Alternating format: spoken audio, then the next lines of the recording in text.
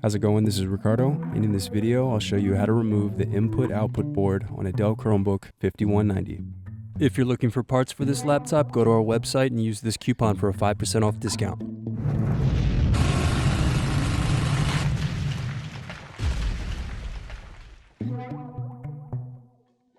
First unscrew, then use fingers to pry apart bottom base.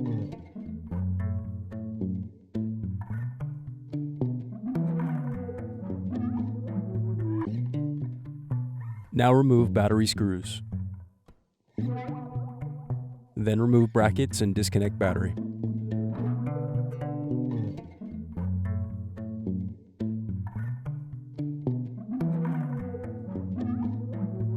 Then unscrew and remove bracket.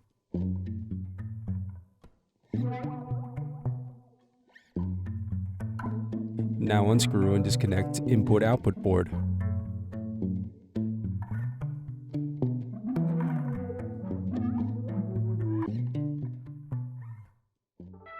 Thanks for watching. Don't forget to like and subscribe if you enjoyed this video.